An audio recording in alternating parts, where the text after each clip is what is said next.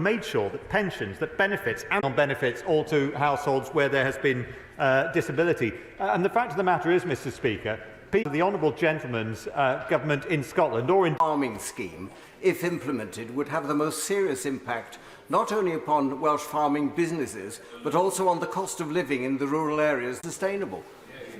Mr. Speaker, the right honourable gentleman is absolutely correct.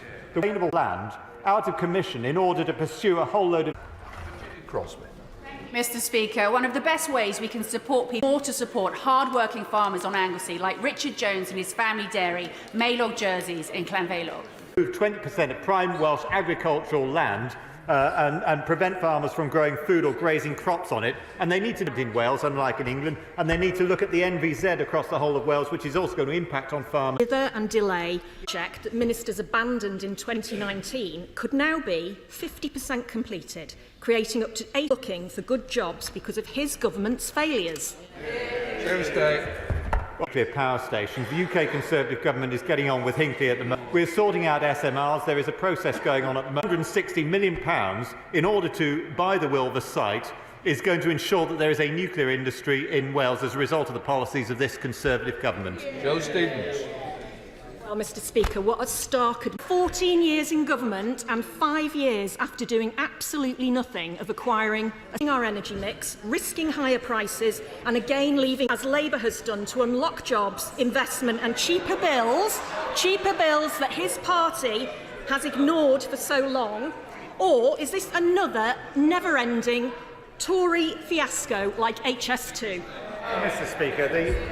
Mr. Speaker, the last Labour government weren't in the least bit supportive of nuclear, but what this Conservative government have done for energy, Mr. Speaker, is to increase up to 50% the amount of electricity that is coming from renewables. We are the first advanced economy, Mr. Speaker, to halve our CO2 emissions. We are pushing forward with floating offshore wind. We are pushing forward, Mr. Speaker, with SMRs, and all we get from the Welsh Labour government for business is a block on new roads being built, 20-mile-an-hour speed limits and legislation to charge people for driving to work. Stephen Crapp. Number 2, please, sir. Secretary of State. Mr. Speaker, the UK government are backing our small businesses by raising the VAT threshold, delivering tax relief for the creative industries and investing in high-growth industries such as advanced manufacturing.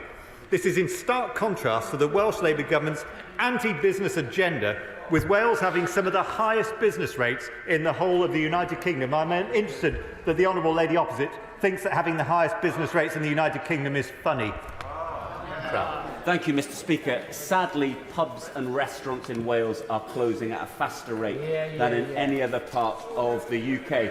While the measures in the budget which the Secretary of State mentioned will bring some relief, does my right honourable friend agree with me that the thing that is pushing many of these businesses is Welsh Labour's slashing of business rate support? Mr. Speaker, the right honourable gentleman is absolutely correct. The UK government have made sure that pubs and other small hospitality businesses receive a 75% rate. In Wales, that has been absolutely slashed, meaning that pubs and small businesses are paying thousands of pounds more as a result of being located under the remit of a Welsh Labour government. And that, Mr. Speaker, is an absolute disgrace. Christopher Bryant. Thank you very much, Mr. Speaker. Can I return the Secretary of State to the issue of the Rhondda Tunnel? Because the Chancellor of the Exchequer doled out bits and pieces of money to various members of Parliament constituencies on the Tory at-risk register, but didn't allocate any money to the Rhondda Tunnel, despite the fact that the Secretary of State told me personally in the Chamber that we should be applying for money under the Levelling Up Fund. But that's all gone, hasn't it? So where should we apply for money now for the Rhondda Tunnel? Secretary of State. Well, Mr. Speaker, there have been 3 rounds of Levelling Up Fund, and the honourable gentleman should know, Mr. Speaker, that there are growth deals across the length and breadth of Wales covering every single constituency, and that there were special projects being backed in areas like Newport. There is a investment zone in a free port in Port Talbot. Mr. Speaker, the fact of the matter is that constituencies the length and breadth of Wales have benefited from the many projects which this government has put forward. But I appreciate the honourable gentleman's concern for that project in his own constituency and suggest he might try and look at shared prosperity fund money in future. Alan Kearns. My right honourable friend is well aware that the Chancellor has extended business rate relief at a rate of 75% here in England. But of course the Welsh Government are refusing to pass that money on to small businesses in Barry and in Cowbridge. Does he think it's completely unfair that a business in Bristol or in Cornwall will pay a lot less business rates than a business in Barry or in Cowbridge in my constituency? Secretary of State. Mr Speaker, my right honourable friend is absolutely correct. It is extraordinary that the Welsh Labour Government, who received this funding in order to support small businesses within Wales, are failing to pass that funding on. And as a result of that, the average pub in Wales is going to be paying more than £2,000 extra in business rates than a pub in England. The Welsh Labour Government must do more to support small businesses in Wales. Mr Evans. Mr Speaker, the Secretary of State will know that much of monetary policy is in Threadneedle Street, which shall have an effect on interest rates on Welsh businesses and Welsh households. Has he met recently with the Governor of Bank of England? If not, would he invite him to Wales to see the impact of his policies on the Welsh economy? And may I humbly suggest that he holds that meeting with other Welsh MPs in Blackwood, Newbridge or Ryscott in my constituency? Mr Speaker, the honourable gentleman will surely be aware that the Bank of England set interest rates independently, and that's as a result of a policy that was brought in by the former Labour government. And it's been widely accepted that it's right that Bank of England sets the interest rates not as a result of what politicians are asking them to do, but as a result of what the economy demands. And as a result of the policies that have been pursued by this UK government in conjunction with the Bank of England, the level of inflation has dropped drastically from over 11% to 4%, and I would like to think that interest to deliver a better future for retailers and customers. That's the words of the British Retail Consortium, whose members face 45,000 incidents every day. To help keep our Welsh high streets safe, we on this side of the House want to fund an extra 13,000 police officers and PCSOs and extra measures to deter offenders. Why is it that this government is failing to tackle the epidemic of shoplifting and support its victims and take it seriously? Secretary of State. Well, Mr Speaker, I think the honourable lady is actually right to raise this very important issue for retailers. Can I just remind her, though, that the UK government have provided for an extra 20,000 police officers across the whole of the United Kingdom, and we have repeatedly brought forward legislation which will increase prison sentences and increase punishments of offenders, and very often that legislation has been voted against by members of the honourable lady's political party. Sybil Roberts. His government pledged £1 billion to electrify the North Wales main line, and we all know that £1 billion is an uncosted number pulled out of the air. We also now know that Phase 1 goes no further than Llandudno. How can he explain to the people living in Ynys-Môn and Gwynedd that talk of rail electrification just means more of the same for us? Slow trains, cancelled services and empty election promises. Secretary of State.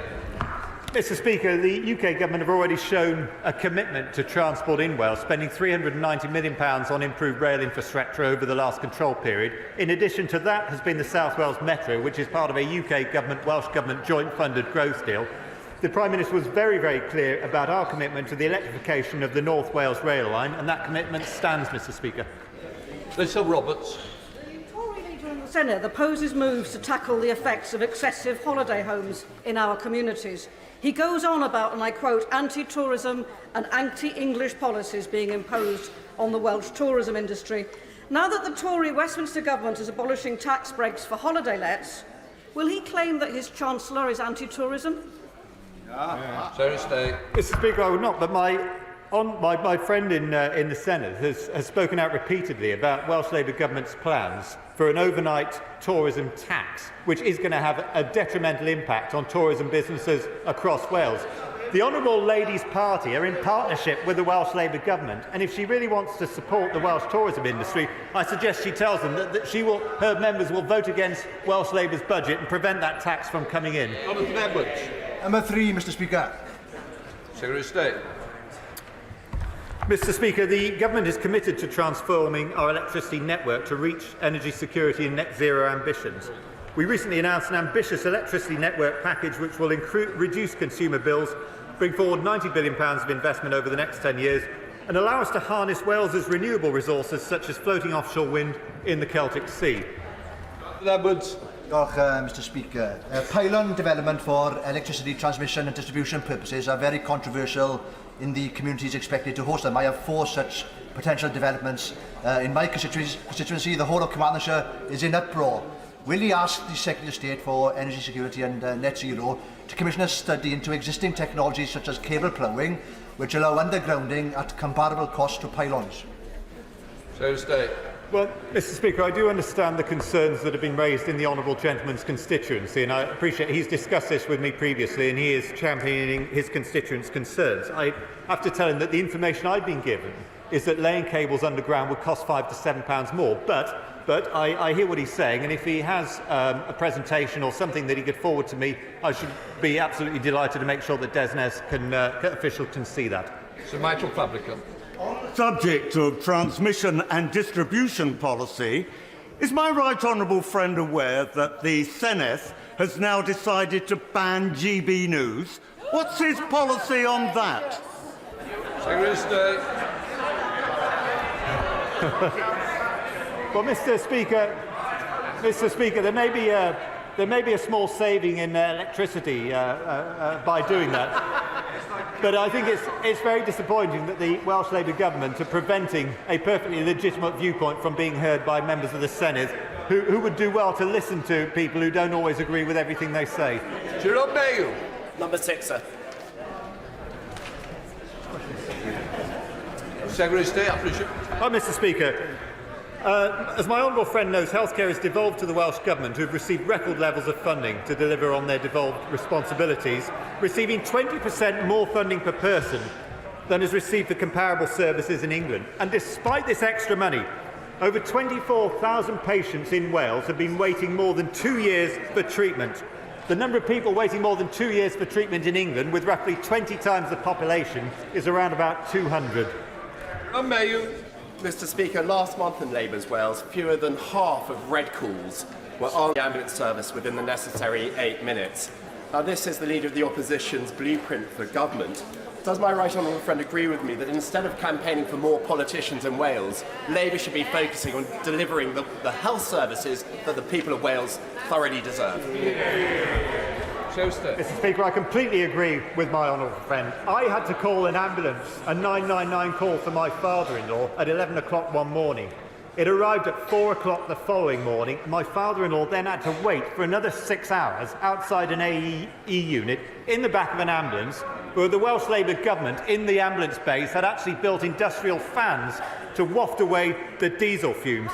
Mr Speaker, this is totally unacceptable. They are cutting the NHS budget in Wales by around £65 million, and yet they can find £120 million extra for more politicians in Cardiff Bay. Williams. Thank you, Mr Speaker. The Health Minister for England announced £200 million extra spending for dentistry. I asked her repeatedly, was this within the English budget, or was it additional? Where it was additional. Repeatedly she said that. Now, can the Secretary of State tell me, does the £200 million extra for dentistry in England produce about £10 million extra for Wales, or does it produce nothing at all? Or perhaps he doesn't know either. Seriously? Well, Mr Speaker, as a result of the budget, around £170 million extra will be going to Wales. The honourable gentleman knows that Wales receives around 20% extra to deliver healthcare, and it is therefore absolutely appalling that the Welsh Labour Government are unable to deliver the same services that are supplied in England. And isn't it interesting, Mr Speaker? We're talking about the National Health Service. Labour claim to be the party of the NHS, and where are they, Mr Speaker? They're not standing up for a supplementary on this question because they're absolutely ashamed of the level of healthcare that they've delivered in Wales. Let this not become a blueprint for the rest of the United Kingdom. Everton. Mr Speaker, a 90-year-old constituent of mine waited 31 hours in the back of an ambulance outside the Wrexham Mile Hospital waiting to be seen. Betsy Cadwallader Health Board, which serves North Wales, is responsible for 80% of the preventable deaths in Wales. Would the Minister agree with me that the Welsh Labour Government who run the NHS is putting lives at risk? Mr Speaker, the Honourable Lady is absolutely right to raise concerns about the level of healthcare being provided to her constituents in South Wales. And what is really shocking, Mr Speaker, is that when the independent commissioners at the Betsy Cadwallader Health Board raised serious concerns about over £100 million of money being misspent, The Welsh Labour Health Minister called them in and sacked them. No wonder we're not getting the right level of healthcare in Wales, Mr. Speaker. Brendan McNeill. The Minister, the Secretary of State, and other Tory MPs bring up a litany of health issues in Wales, but Barnett consequentials are due to a result of health spending in England and need in England. Has the UK government ever made any spending decisions on need in Wales, say in health, and then funded England, Scotland and Northern Ireland as a consequence of Welsh need? You might find that a strange question, because UK decisions are always made on England's need, and other people get money as a consequence, which is why the likes of Wales is never going to catch Ireland for as long as Wales is in the UK and not independent, isn't it? Mr. Speaker, in actual fact, the Haltham Review looked at what Welsh needs were and calculated that Wales needed an extra 15%. What the UK Conservative government did was then to provide Wales with an extra 20%. So the question still stands, Mr. Speaker.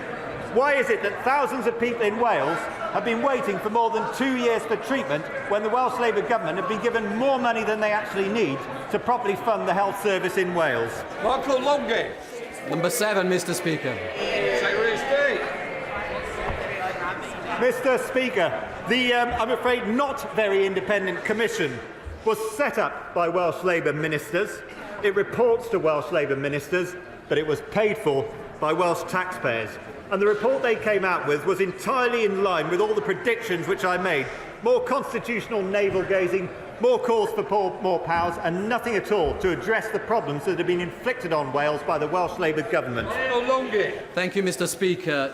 Mr. Speaker, it is deeply concerning that a so-called independent commission described Welsh independence as viable, despite the fact that the vast majority of people in Wales support remaining part of the Union. Of course, there is a difference with something that might be viable and something that is best. Does my right honourable friend agree with me that independence for Wales would be hugely damaging to the Welsh economy and public services, and any further exploration of this idea must be immediately ruled out by the Labour Welsh Government? Mr. Speaker, I completely agree with the honourable gentleman. It's hugely concerning that the Welsh Labour government were even willing to consider independence for Wales with this commission. What they should be doing, Mr. Speaker, is to sort out the longest NHS waiting list in the United Kingdom. They should do something about the fact we have the lowest educational standards in the United Kingdom. We have in Wales some of the highest business rates in the United Kingdom, and as a result of the last bit of legislation, we have some of the slowest speed limits in the whole of the United Kingdom. It's time the Welsh Labour government addressed the real priorities of the people in Wales with the powers they already have. The Conservative Party never wanted devolution in Wales or Scotland in the first place, and that's why they don't want to see powers extended to either the Senate or the Scottish Parliament. Mr. Speaker, the reality is that I campaigned against the Senate in the first place, but I was perfectly happy to accept the results of the referendum, and I suggest that members of the SNP ought to similarly respect the results of independence referendums, whether it's independence from the United Kingdom or independence from the European Union. Dr. Luke Evans. Number 8, Mr. Speaker. Secretary of State. Mr. Speaker, the recent protests by farmers across the whole of Wales, including outside the Senate, show the huge anger about the proposals for the Welsh Labour government's so-called sustainable farming scheme. To Luke Evans. Thank you, Mr. Speaker. One of the best ways we can support Welsh farmers is by choosing to buy British products. This is good for the environment, reducing food miles, and it's good for our food security by supporting our farmers. So would the Minister congratulate Morrison's, Aldi, Sainsbury's and now Ocado, who have all signed up to my campaign to have a Buy British button online so consumers can easily find British produce?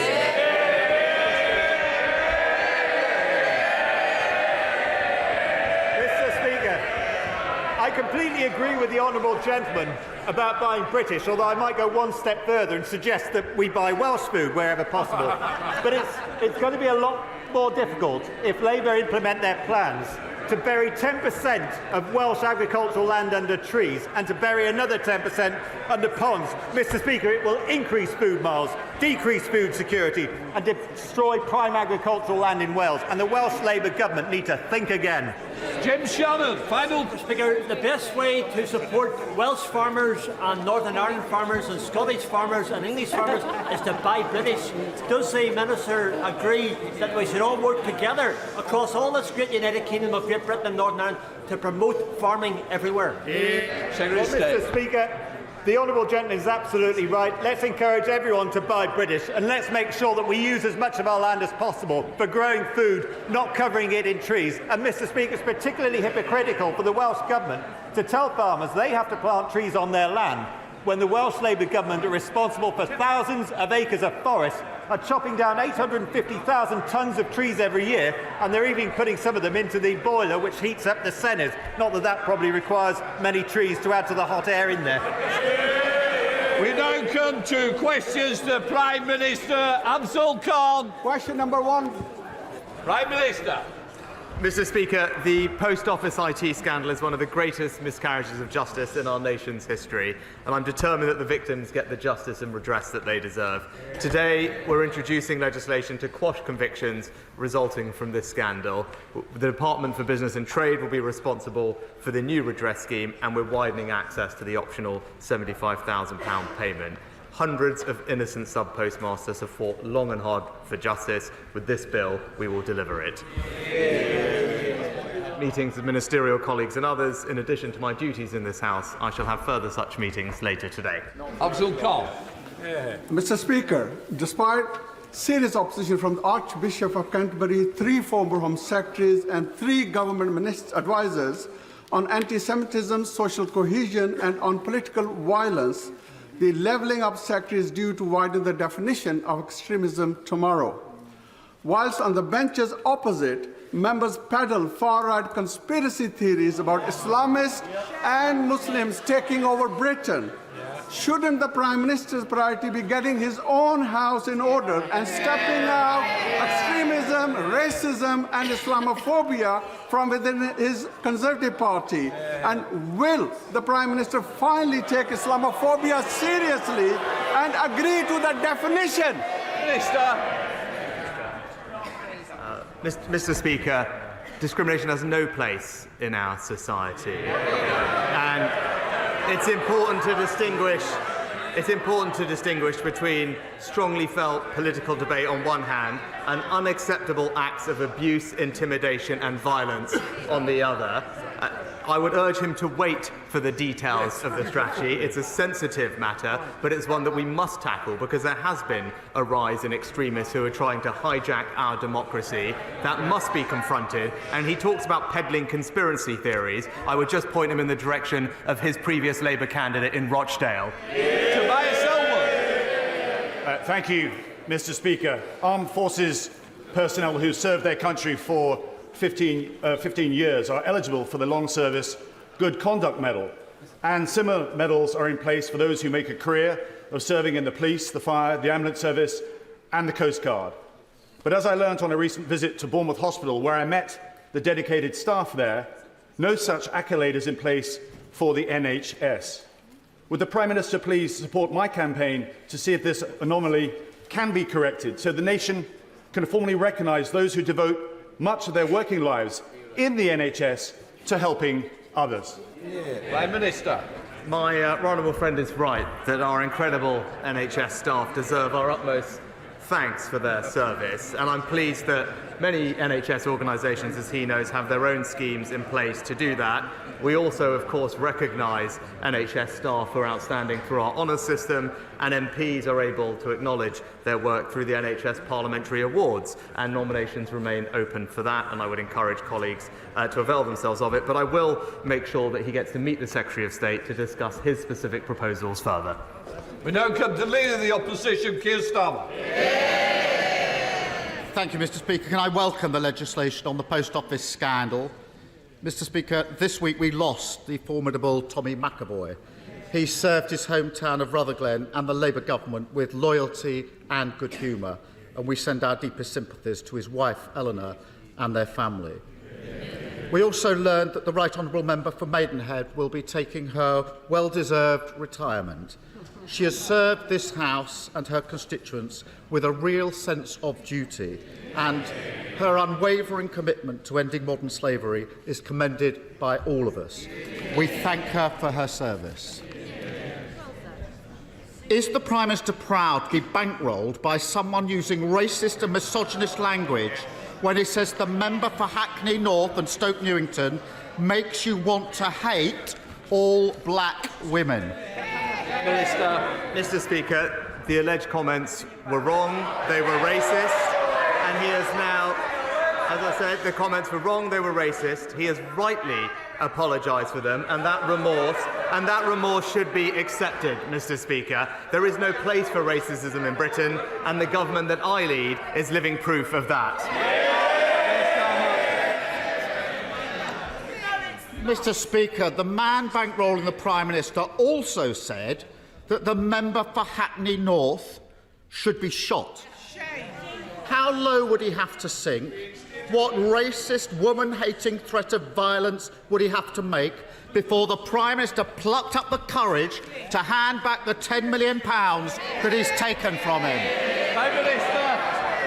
Mr. Speaker, as I said, the gentleman apologised genuinely for his comments, and that remorse should be accepted. But he talks about language. He might want to reflect on the double standards of his deputy leader, calling her opponents scum, Mr. Speaker. His shadow foreign secretary, the shadow foreign secretary, comparing Conservatives to Nazis, Mr. Speaker, and the man that he wanted to make Chancellor. The man that he wanted to make Chancellor talking about lynching a female minister. His silence on that speaks volumes. Mr. Speaker, the difference is he's scared of his party. I've changed my party. And Mr. Speaker,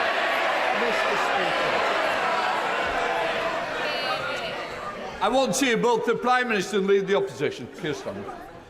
2 weeks ago, the Prime Minister invited himself into everyone's living room at 6 o'clock on a Friday evening. No one asked him to give that speech. He chose to do it. He chose to anoint himself as the great healer and pose as some kind of unifier. But when the man bankrolling his election says the member for Hackney North should be shot, he suddenly finds himself tongue-tied, shrinking in sophistry, hoping he can deflect for long enough that we'll all go away. What does the Prime Minister think it was about the hundreds of millions of pounds of NHS contracts given to Frank Hester by his government that first attracted him to giving £10 million to the Tory party in the first place? Prime Minister. Mr. Speaker, I'm absolutely not going to take any lectures from somebody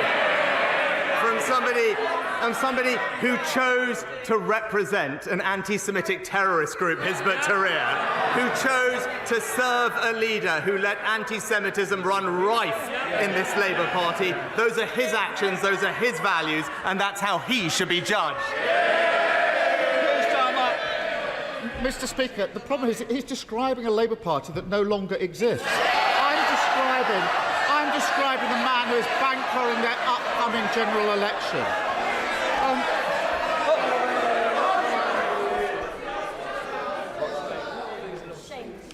Keir Starmer. They can shout all they like. 2 weeks ago, he marched them out like fools to defend Islamophobia, and now the member for Ashfield is warming up the opposition benches for them. And yesterday he sent them out to play down racism and misogyny until he was forced to change course. He won't hand the money back. He won't comment on how convenient it is that a man handed huge NHS contracts by his government is now his party's biggest donor. You have to wonder what the point is of a Prime Minister who can't lead and a party that can't govern. And Mr. Speaker, national insurance contributions fund state pensions and the NHS. So is the Prime Minister's latest unfunded £46 billion promise to scrap national insurance going to be paid for by cuts to state pensions or cuts to the NHS? Prime Minister. So, Mr. Speaker, I'm glad he's brought up the budget. It's about time that he spoke about his plans, because what have we heard, Mr. Speaker, from the Shadow Chief Secretary? The Shadow Chief Secretary of the Treasury confirmed. Sorry. Prime Minister.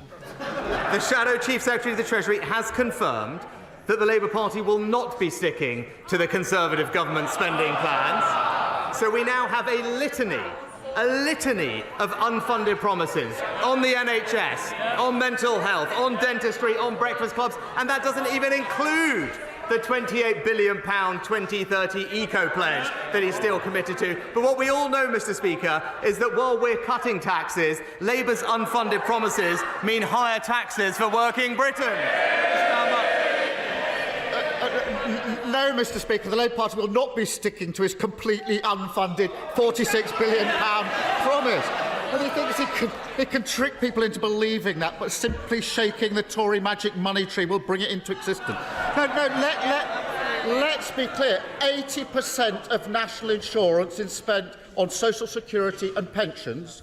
20% is spent on the NHS. So he's either cutting pensions or the NHS, or he will have to raise other taxes or borrowing. Which is it, Prime Minister? Mr. Speaker, I know it's not a strong point, but if you actually listened to the Chancellor last week, what he would have seen is NHS spending is going up, Mr. Speaker. It's going up. It's a plan that's backed by the NHS CEO, who says that we're giving her what she needs, and at the same time, we are responsibly cutting taxes for millions of people in work. An average worker benefiting from a £900 tax cut, Mr. Speaker. But what I'm hearing for him is he's against our plans to cut national insurance. The highest tax burden since the Second World War. I did listen to the Chancellor, £46 billion of unfunded commitments. They tried that under the last administration, and everybody else is paying the price. And 2 weeks ago, the Prime Minister promised to crack down on those spreading hate. Today, he shrunk at the first challenge. Last week, he promised fantasy tax cuts. Now he's pretending it can all be paid for with no impact on pensions or the NHS. All we need now, Mr. Speaker, is an especially hardy lettuce, and it could be 2022 all over again. Is it any wonder that he's too scared to call an election when the public can see that the only way to protect their country, their pension and their NHS from the madness of this Tory party is by voting Labour? Mr. Speaker, again... No, Prime Minister. Mr. Speaker, he talks about pensions. Pensions are going up by around £900 in this year. It's this government that's protected the triple lock for the last 10 years. He talks about supporting working people. It's this government that's cutting taxes for every single person in work, Mr. Speaker. It's this government that's investing in the NHS, but all we have from him is a £28 billion unfunded promise. Mr. Speaker, I had a look at it. It's here. It's all here. Making Britain a clean energy superpower. He's still stuck to it, Mr. Speaker. And if you look through it carefully, there's billions in spending he's already committed to Scotland, billions for Wales. There's actually money for North London too, I notice. But the problem is, none of it is funded. So why doesn't he come clean and tell him under his plans, Britain people's taxes are going up, Mr. Speaker? Richard Graham. Mr. Speaker, millions of people around the UK and Europe have been inspired by the brilliance of Six Nations rugby. And Premier League clubs like Gloucester Rugby, which were funded during the pandemic through loans authorised by the Prime Minister as then Chancellor, have always been grateful for being kept solvent. But the Prime Minister will also know that the finances of some of these clubs are fragile and that the current loan repayment schemes could be crippling.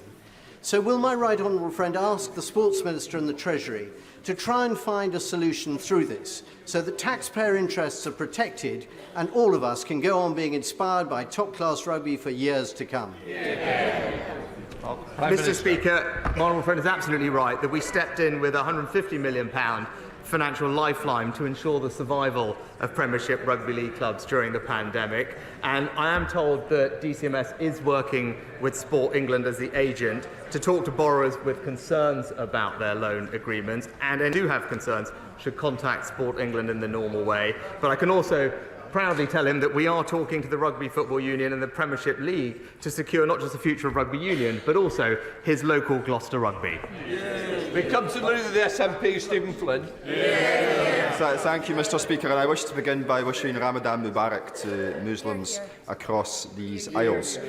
Mr. Speaker, the Conservative Party have accepted a £10 million donation from an individual who has said that one of our parliamentary colleagues in this chamber should be shot.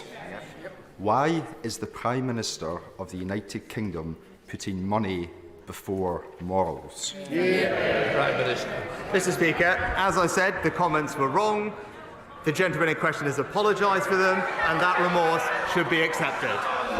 Stephen Flynn. This is complete rubbish. The gentleman in question apologised for being rude.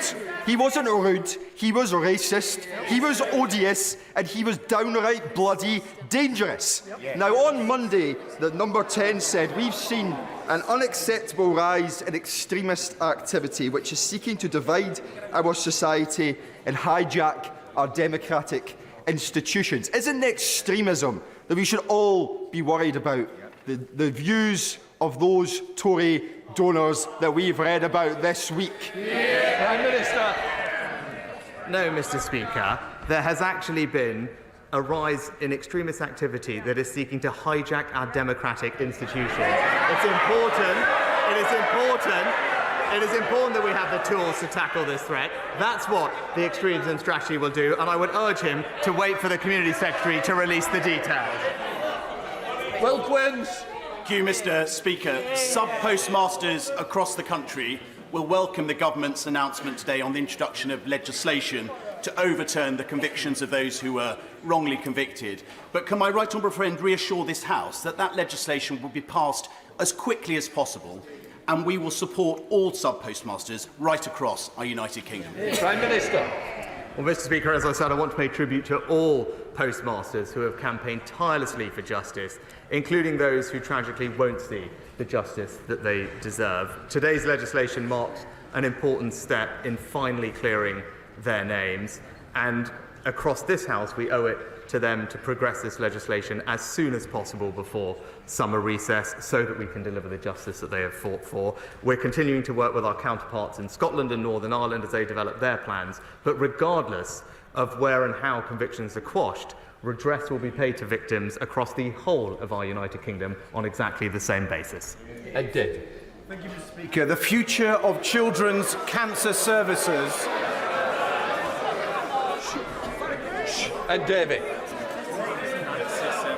Thank you, Mr. Speaker. The future of children's cancer services in my constituency, across South West London, across Surrey, Sussex and beyond, will be decided by NHS England tomorrow. The existing service is world-leading and has saved the lives of countless children. Many of us who have engaged with the consultation process feel that a wrong decision is about to be made, ignoring risk to children's cancer care by moving them to the Evelina. If the Evelina is chosen tomorrow, will the Prime Minister personally intervene and delay any final decision until he's met with myself and concerned MPs across the House so he can prevent these risks to our children's cancer services? Minister. Well, Mr. Speaker, as the honourable gentleman knows, decisions about clinical provision are rightly made by clinicians in local areas across the country. More generally, we're investing in more oncologists, radiologists and community diagnostic centres, which are contributing to cancer treatment being at record levels, but I will, of course, ensure that he and colleagues get a meeting with the Secretary of State. Thank you, Mr. Speaker. Radical Islamists pose a serious threat to our nation's security. And I agree with my right honourable friend that we must urgently address this.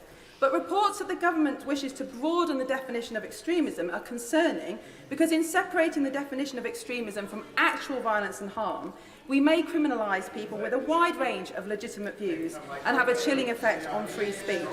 So can my right honourable friend reassure me that instead of trying to police people's thought and speech, as those opposite clearly wish to do, the government will instead target the specific groups that foster terrorism and those who fund them? Prime Minister. My honourable friend makes a good point, and that's why the strategy that I would urge her to wait for will, I think, be one that she can support, because it is our duty to make sure the government has the tools to tackle the threat that she rightly identifies and highlights. And this is absolutely not about silencing those with private and peaceful beliefs, nor will it impact free speech, which we on this side of the House will always strive to protect. Thank you, Mr. Speaker. Children deserve the right to breathe clean air. However, many schools are in areas with high levels of air pollution. Sadiq Khan, the Mayor of London, has announced... Keep going, Janet. Sadiq Khan, the Mayor of London, has announced a pilot for 200 of London's most impacted schools to access air quality filters so children can breathe clean air in their classrooms. Excellent. Does the Prime Minister support this pilot, and will he implement similar measures across our country? Prime Minister. Mr. Speaker, I'm pleased that latest published figures show that air pollution has reduced significantly since 2010, and partly due to our legally binding targets to reduce concentrations. They will continue to reduce over the following years. And on top of that, we've also provided almost £1 billion to help local authorities across the country implement local plans to reduce NO2 and make sure that we can support those impacted by those plans. Thank you, Mr. Speaker. I understand the latest scheme that's been considered is to pay migrants thousands of pounds to leave Britain. Prime Minister, let's just leave the ECHR and deport them for free. So far, over 40,000 Brits have signed my petition with a Conservative post calling for us to leave the European Convention on Human Rights. Will the Prime Minister commit to leaving the ECHR, or at the very least, have it in our manifesto to have a referendum and let Britain decide? Prime Minister. Mr. Speaker, my honourable friend is absolutely right that we must do everything we can to secure our borders, ensure that those who come here illegally do not have the ability to stay. That's why our Rwanda scheme and legislation is so important. And what I've said repeatedly, and will happily say to her again, is that I will not let a foreign court block our ability to send people to Rwanda when the time comes. Liv Sowell-Roberts. The National Theatre production, Nye, which stars Michael Sheen, celebrates at the end a transformational increase in life expectancy since the founding of the NHS. But UCL findings indicate that austerity policies between 2010 and 2019 are responsible for a 3-year setback in life expectancy progress. Does he, or the Leader of the Opposition for that matter, think public services can withstand an extra £20 billion of cuts? Prime Minister.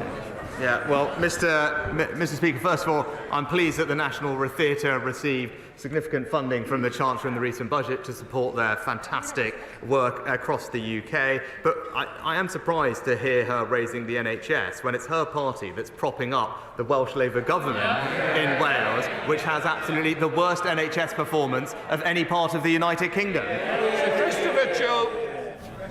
Mr. Speaker, may I thank my right honourable friend for meeting me 6 weeks ago to discuss the plight of victims of COVID-19 vaccine damage. And may I ask him, following that discussion and his very sympathetic response during the GB People's Forum to Mr. John Watt, who himself is a victim of COVID-19 vaccine damage, whether the government will be supporting my COVID-19 vaccine payments bill this Friday. Well, Mr. Speaker, can I thank my honourable friend for raising the issue and the conversation that I had with him previously, and extend my sympathies to all of those who have been affected by this.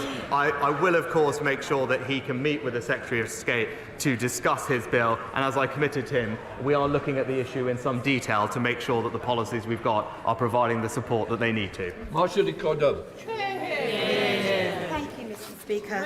The Prime Minister stood outside Downing Street saying that he wanted to root out hate and extremism. Can you imagine? Yet it shamefully took him more than 24 hours to finally say the remarks by the Tories' biggest donor that looking at the Right Honourable Member for Hackney North and Stoke Newington makes you want to hate all black women were indeed racist. In November, the Prime Minister accepted a non-cash donation to the tune of £15,000 from Frank Hester for the use of his helicopter. So will he reimburse him, yes or no? No, Mr. Speaker, and I'm pleased that the gentleman is supporting a party that represents one of the most diverse governments in this country's history, led by this country's first British Asian Prime Minister.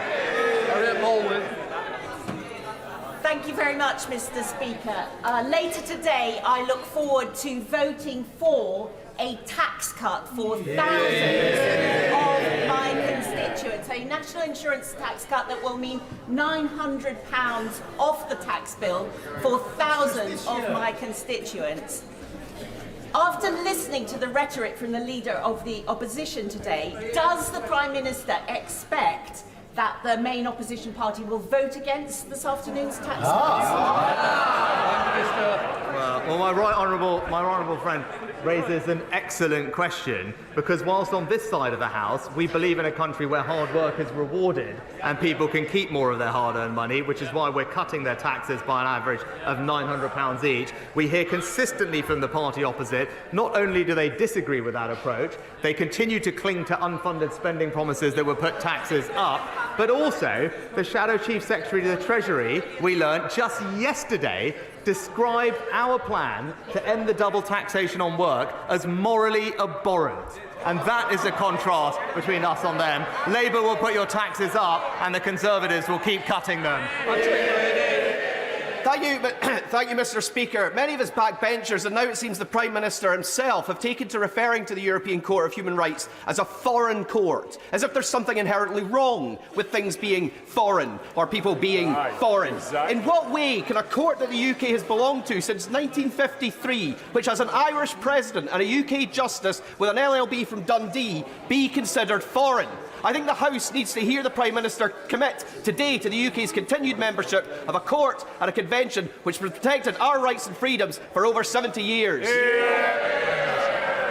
Mr. Speaker, when it comes to the issue of tackling illegal migration, when Parliament expresses a clear view on what it believes should happen, supports that with legislation, and that we believe we are acting in accordance with all our international obligations, I've been very clear that I will not let a foreign court stop us from sending illegal migrants to Rwanda. That is the right policy, and in fact the only way to ensure security of our borders and end the unfairness of illegal migration. Sir Edward Lee.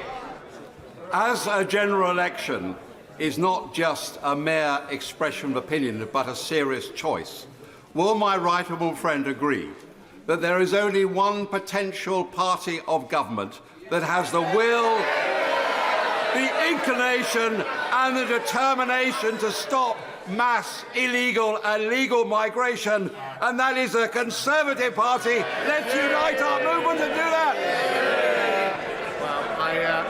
I agree with my honourable friend entirely. And we know this because not only has the honourable gentleman opposite opposed the scheme, he's been clear that even when the scheme is implemented and working, he would still scrap it, Mr. Speaker, which tells you everything you need to know. On this issue, their values are simply not those of the British people. There's only one party that's going to stop the boats. It's the Conservative Party. Thank you very much, Mr. Speaker. Under this Conservative government's watch, Thames Water have dumped over 72 billion litres of sewage into London's rivers, all whilst racking up multi-billion-pound debts. And reports are now that they could go bust any day. Despite this, the government is still refusing to publish their contingency plans for the collapse of our country's biggest water firm. So, yes or no, does the Prime Minister believe that Thames Water will still exist by the end of the year? Prime Minister.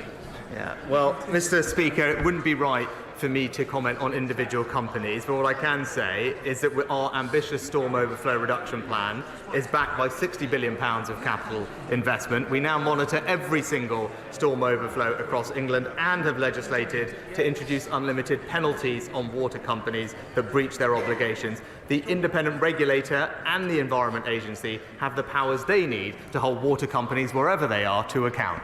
Natalie Elphie. Thank you, Mr. Speaker. Later this year, a new digital EU border system will come in, and yet key changes that are required, key details, have still not been decided by the EU. There are urgent decisions that are needed on additional funding and preparation to keep Dover clear and Kent moving through with its traffic. Can my right honourable friend, the Prime Minister, assure me that this issue is being taken seriously at the highest levels of government and that funding and support will be made available to keep Dover clear, support the residents of Dover and Deal and Kent, and to secure our vital cross-channel trade and tourism?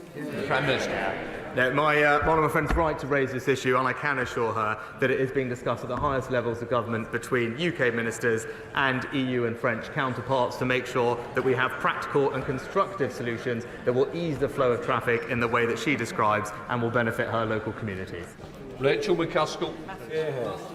Thank you, Mr. Speaker. 158 days and there's no peace and no justice. There was no food, there was no clean water, there was no sanitation and no medical aid. There are just no words left as disease is spreading and the death toll is rising, not least amongst children, victims of these atrocities.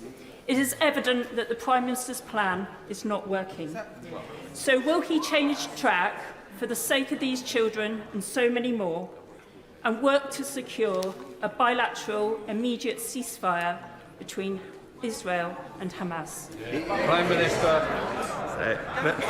Mr. Speaker, I've said repeatedly that we are incredibly concerned about the growing humanitarian crisis in Gaza. Too many civilians have lost their lives and nowhere near enough aid is getting through. And in contrast to what the Honourable Lady said, actually the UK is playing a leading role in alleviating that suffering, just recently increasing the amount of aid this year to £100 million. Just today, 150 tonnes of UK aid is due to arrive in Gaza, and a full field hospital flown from Manchester to the Middle East last week will also arrive in Gaza in the coming days, staffed by UK and local medics to provide life-saving care. We are doing absolutely everything we can, working with our allies to bring much-needed aid to the people of Gaza. Show them report.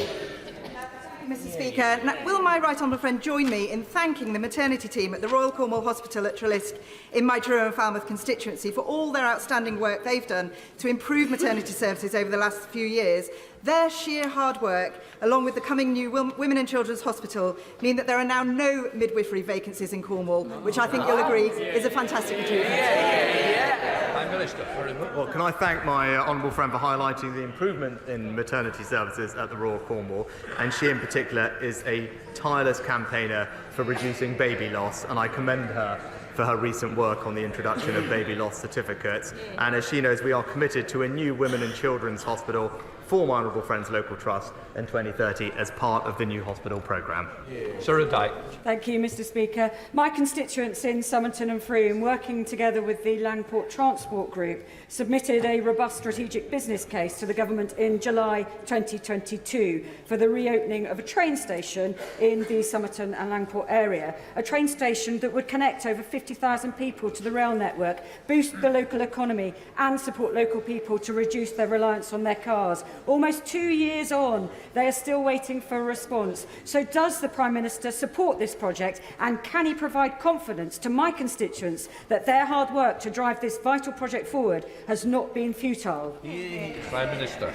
Well, Mr. Speaker, Conservatives in the South West are rightly championing the reopen of local stations, and actually recently Cullompton and Wellington will be one of the places that receives funding as a result of our decision on HS2. But it's because of that decision that we now have freed up billions of pounds of funding to invest in local transport across the country, and it will be local leaders that will be put in charge of that money to prioritise their local needs.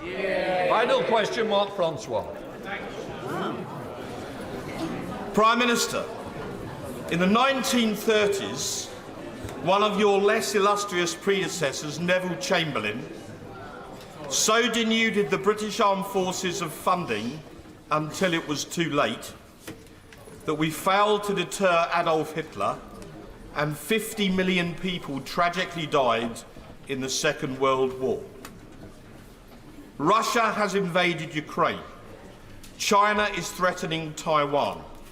British shipping is being attacked by Houthis in the Red Sea.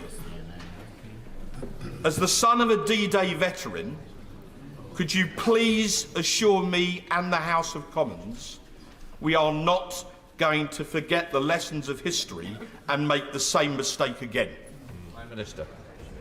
Well, can I thank my honourable friend for his tireless campaigning for our armed forces, and he's right to champion them and the role that they play. And I agree with him wholeheartedly that sadly the world that we are living in is becoming both more challenging strategically and more dangerous, and in response to those challenges we must invest more in our armed forces. That is exactly what we are doing, with the largest uplift since the Cold War, and recently topped up with billions of pounds to strengthen our nuclear enterprise and rebuild stockpiles. He rightly mentioned the threat posed by the Houthis and Russia and Ukraine, and I know that he will be proud of the role that the United Kingdom is playing in both of those situations. We are respected and valued by our allies, but most importantly, we on this side of the House will do whatever it takes to keep our country safe. That completes Prime Minister's questions.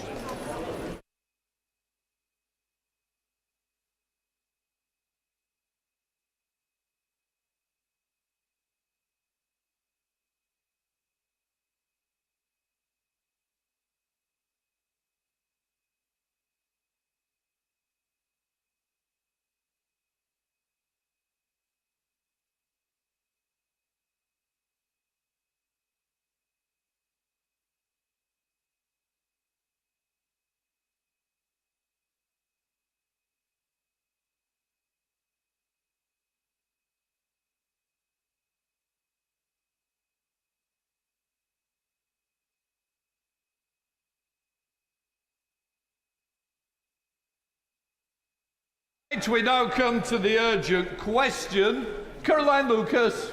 Thank you very much, Mr. Speaker. To ask the Secretary of State for Energy Security and Net Zero to make a statement on the government plan to build new gas-fired power stations.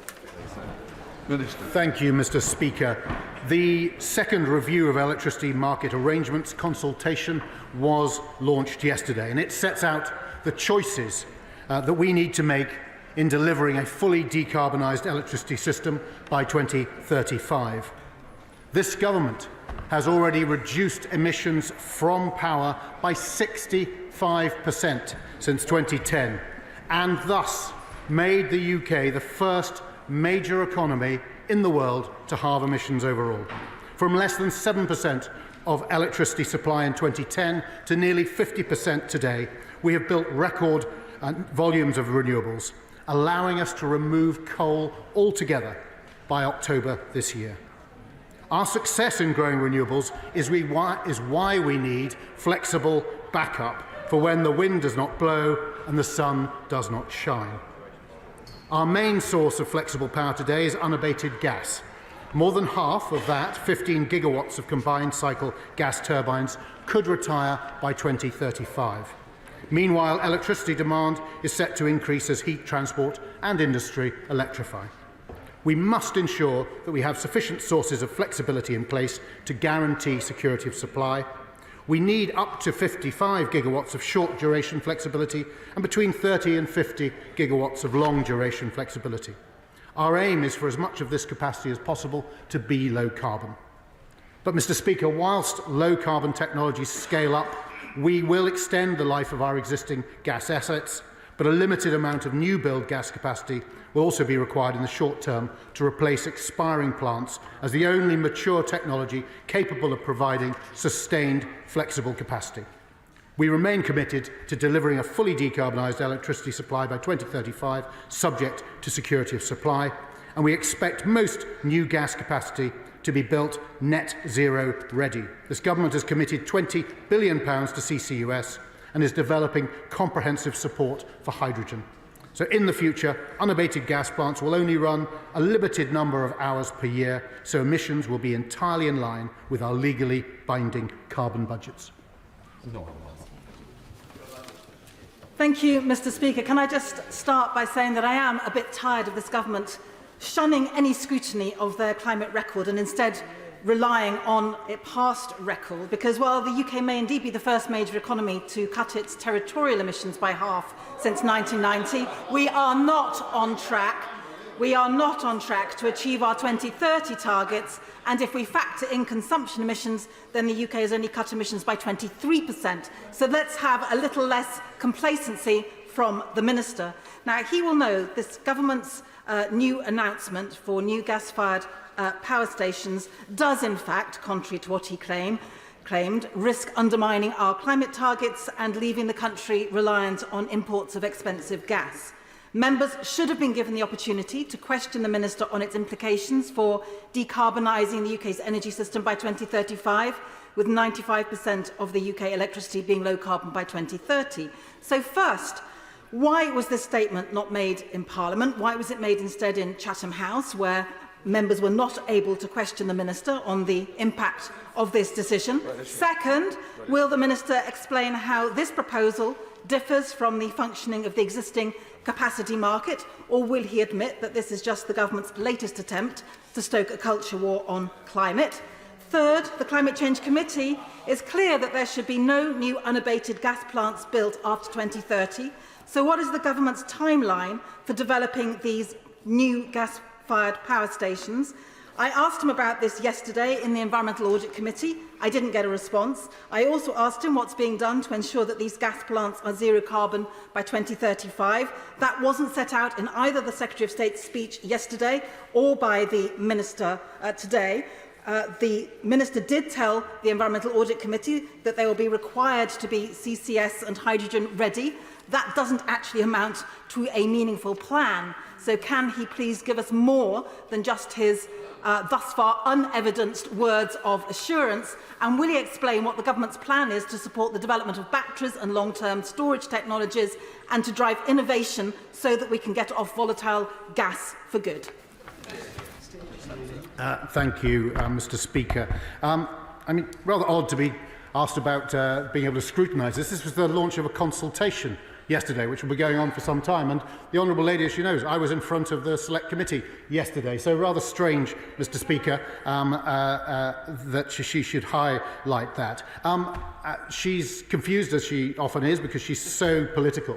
She would appear to set politics always ahead of climate. She struggles to recognise that the UNFCCC rules are about territorial emissions, countries' only emissions in the territory where they take place. Her numbers on embedded emissions are wrong, but she doesn't care about that. She just carries on a kind of political diatribe on the government, which has done more than any other in any major economy on this earth to decarbonise its economy. And we have done it, not as the Honourable Lady would have us do, reduced to living in yurts, but actually while growing the economy by 82%. It's people like the Honourable Lady who make people on my side of the chamber at times think, are we engaged in some form of madness? We're not, but she doesn't half make it sound like it. Can these new gas plants be consistent with the government's commitment to decarbonise the power sector by 2035? Our published net zero scenarios, I would invite her to read them, for the power sector show that building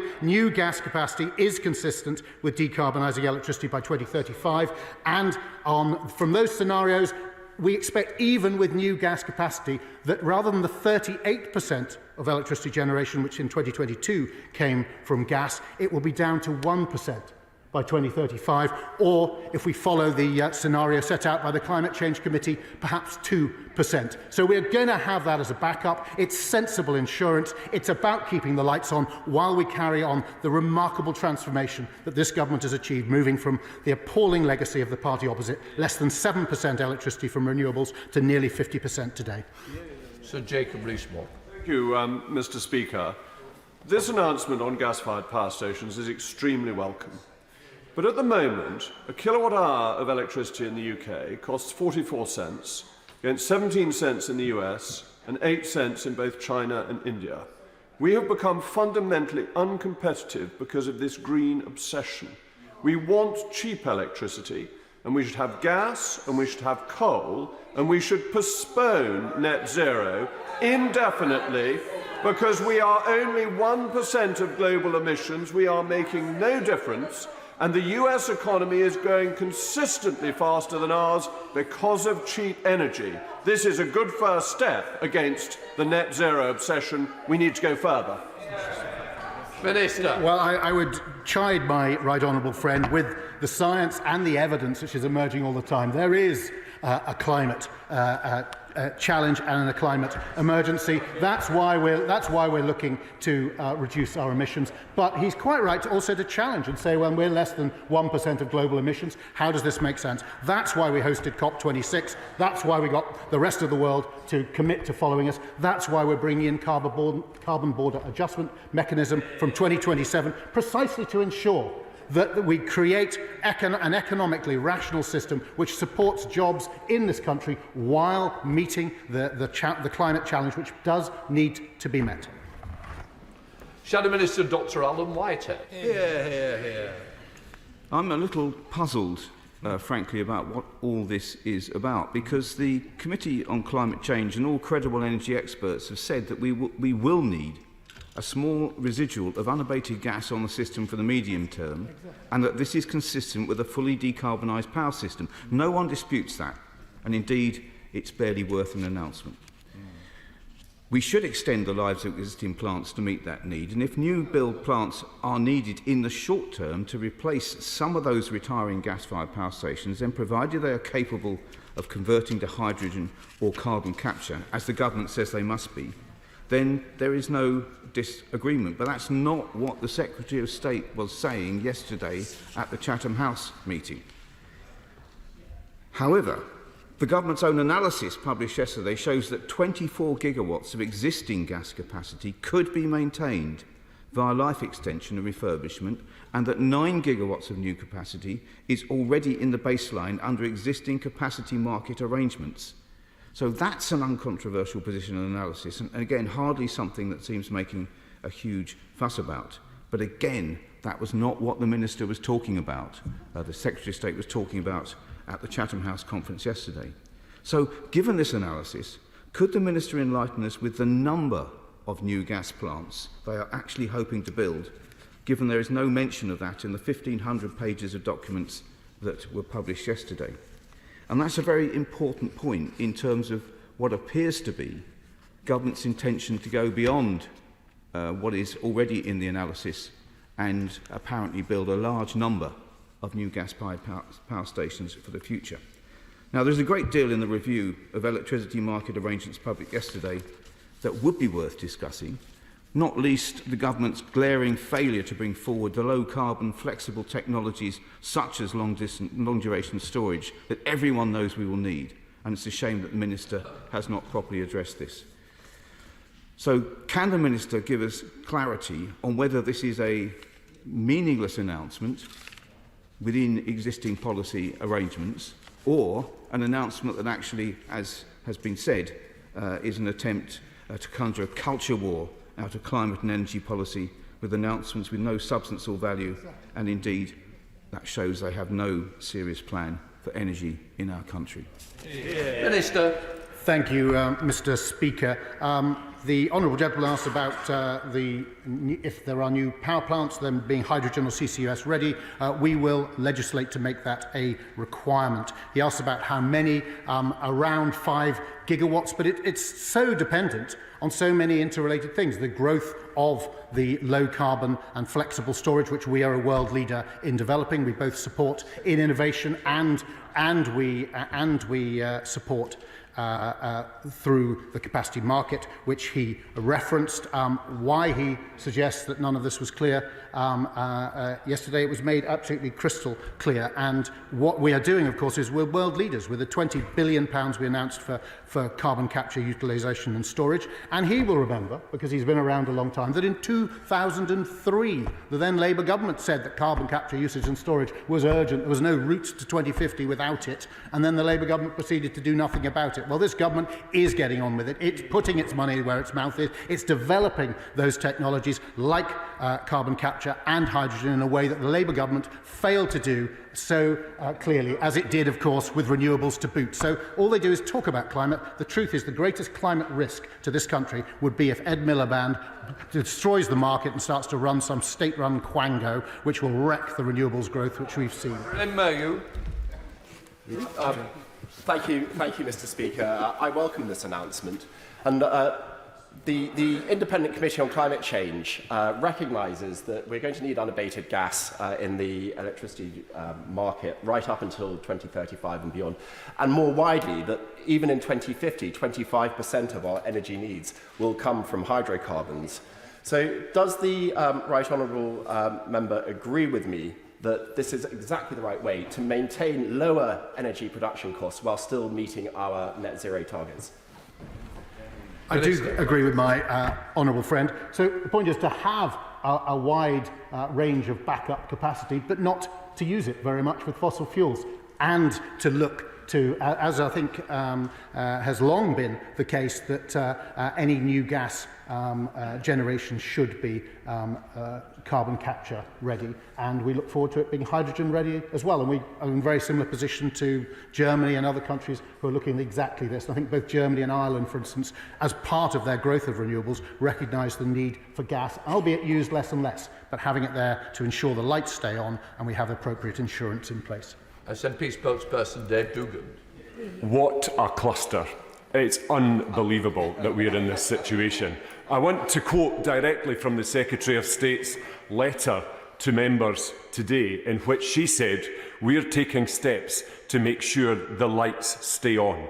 That is your legacy of 14 years of the Conservatives in charge of energy. Now, uncomfortably, I find myself in agreement with the Right Honourable Member for North East Somerset, because this is a significant departure and one which we should be alarmed about. Where's your precious nuclear baseload now, or the government's rather? Where is the exemplar of where CCUS is working at this scale that the government is taking inspiration from? And wouldn't it have been an elegant solution to have unabated gas winding down at the same time as battery storage, long-duration pump storage was all winding up? But we can't have that because the government's dragged its feet on both of those things. What does the Minister say to people who are getting infrastructure for transmission all throughout their communities and they're being told to suck it up because this is what we need to do to get gas out of the system, and now the same government is building new gas-fired power stations? The honourable gentleman who's supposed to lead on this subject for his party should have listened to what I said earlier. In 2022, it was 38% of generation came from gas. By the mid-2030s, it'll be 1 or 2%.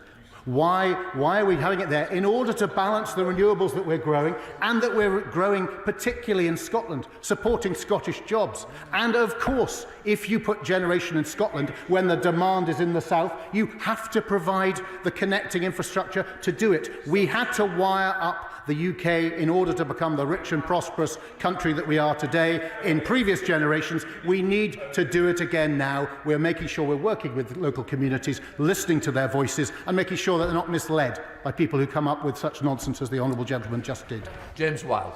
Thank you, Mr. Speaker. Can I commend my honourable friend for his refreshingly clear articulation of our strong record in this area, both in the House today and on the media yesterday. And obviously security of supply must come first. And how will these plans incentivise investment in what is backup gas-fired power stations whilst minimising the costs to consumers, which is also very important?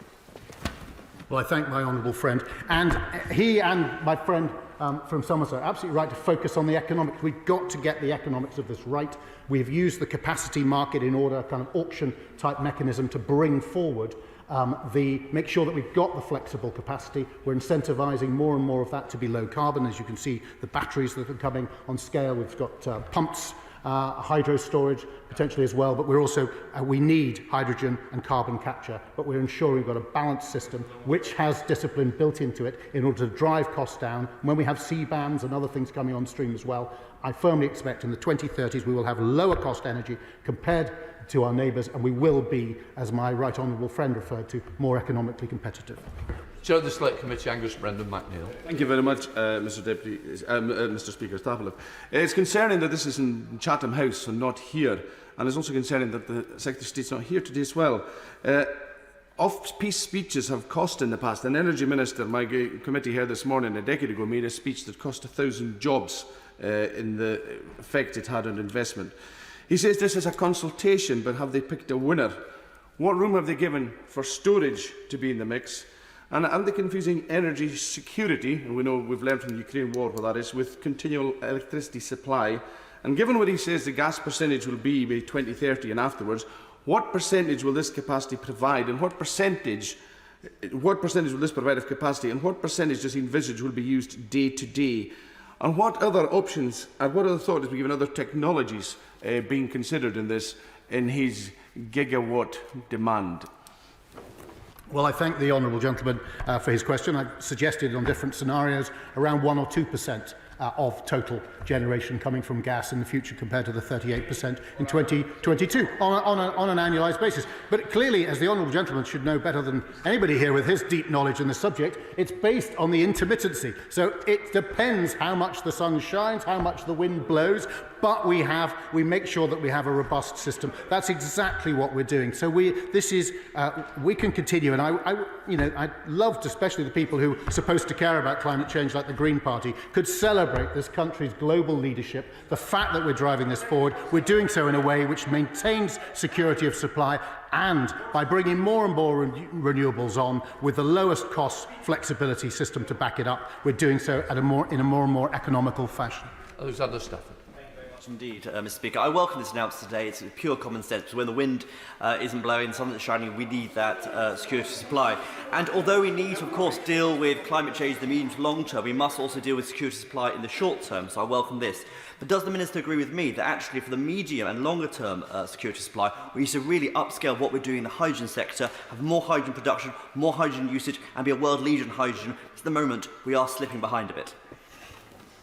Well, I agree with my honourable friend on his point about the importance of hydrogen. Where I disagree with him, having seen I think it was 8 projects in the hydrogen allocation round 1, I don't think there's any indication that we're slipping behind. The truth is, the whole world needs to do this, because everyone's analysis, from the IEA to the Climate Change Committee to my own department, suggests that hydrogen and carbon capture are necessary to bring about this sort of decarbonised system that we seek. But he's absolutely right on the importance of hydrogen. But, and I would say to him that he can expect more developments going forward, because this country is leading on that, as it is in CCUS too. Sir Mark Hendrick. Mr. Speaker, I have a great deal of respect for the Minister and his knowledge on the subject, and the fact that he, as most of us do in this chamber, recognise the need for cutting carbon. And he, I'm sure, is not one of those who would follow the flat earthers that we've seen from the member, for North Somerset.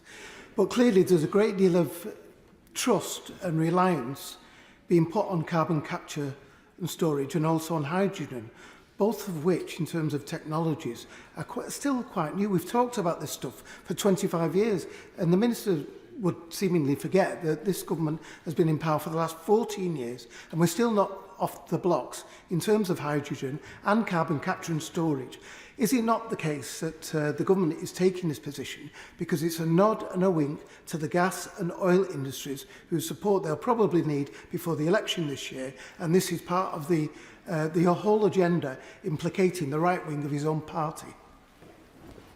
I was with the honourable gentleman nearly all the way, and he's right. I mean, carbon capture and hydrogen, the whole world is looking at it, because that's what the science says. Everybody who looks at it and analyses it says we need it, and it isn't yet at that level, a great level of maturity. But just as in so many other areas, this country is leading the way. We've cut emissions more than anyone else. We've transformed. He knows how dire the legacy his party left this country in 2010. I mean, less than 7%. I'm just appalling. And the real danger if we go back to that. But that's why we have the gas power as a backup. So we've got a completely sound system, but we believe and will seek to deliver a decarbonised system by 2035. The biggest risk to that would be if the right honourable gentleman for Doncaster North were to come in and start to mess with the system, which has lifted us up from the back of climate leadership to the front. That's the real danger, and that's what we need to avoid. Can my right honourable friend stop by South Derbyshire and specifically come to the Willington site, which has already got planning permission for a new gas power station, and cut the ribbon when it opens? We've got spades in the ground. So I welcome this announcement and I invite him to come and have a look at the Willington site, which is ready to go. Well, I agree with my honourable friend, and I applaud those who are investing in our system. We've made ourselves one of the most investable countries in the world for clean energy.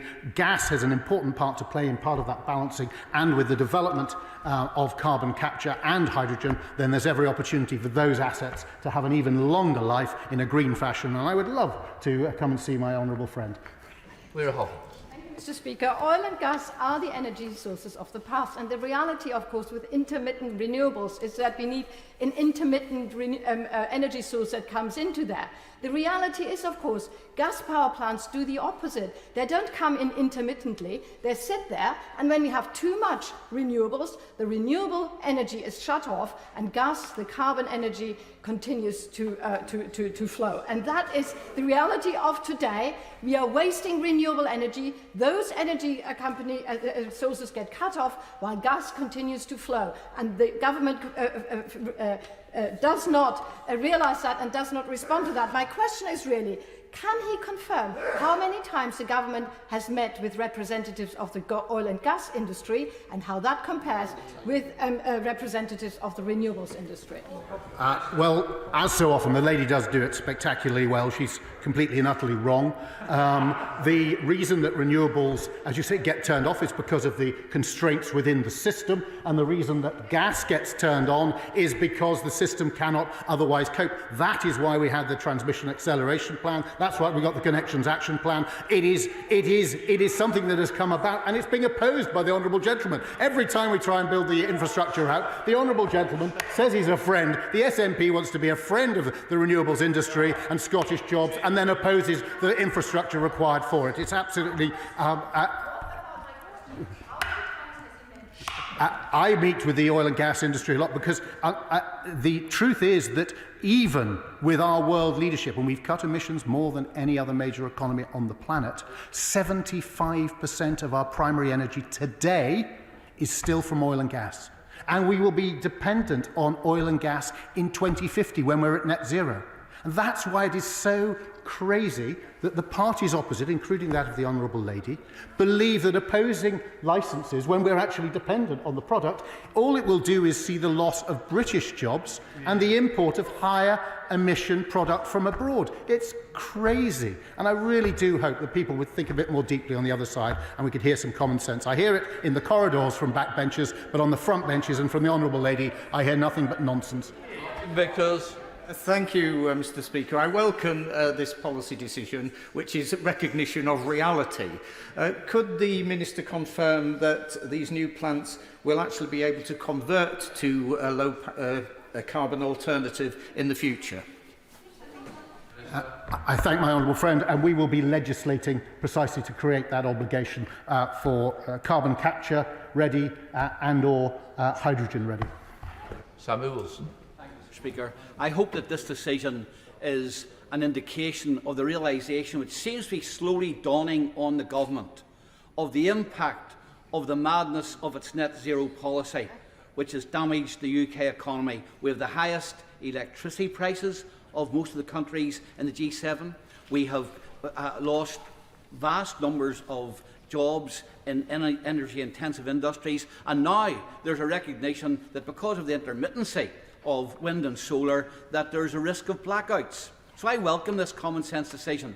But since we're going to use gas to power these stations, why doesn't the Minister take the next logical step and legislate to allow us to tap into the vast UK gas resources that we have, which, as the United States has shown, will bring down prices, will give us energy security, and will make our competitive more economy? Well, the honourable gentleman couldn't be more wrong.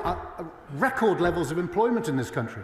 We overtook France recently to become the 8th largest manufacturer in the world. I would not expect him to join the dismal party opposite in talking this country down. In truth, We're leading the world in tackling climate change, and we've created more jobs than any time in British history. And going forward into the 2030s, what we're going to do by harnessing more and more of British low carbon energy, renewable energy, is lower bills for families and increase our competitiveness. And as I say, in a world which is increasingly recognising the need for action and is looking to bring in things like carbon border adjustment mechanisms, effectively carbon taxes at the border, the truth is the UK is in pole position to grow from its already strong economic position into an even stronger one as a result of the net zero policies of this government. Thank you, Speaker. Across London and the South East, many much-needed developments that are required for the increasing population have literally been frozen because of lack of supply from the grid. Indeed, nuclear power can provide the baseload, renewables are unreliable, and obviously gas is required, particularly at peak times. So will my honourable friend agree with me that actually this is all about topping up the grid at peak times when people want to use electricity, because gas is the fastest way to bring a power station onto the grid and equally to shut down?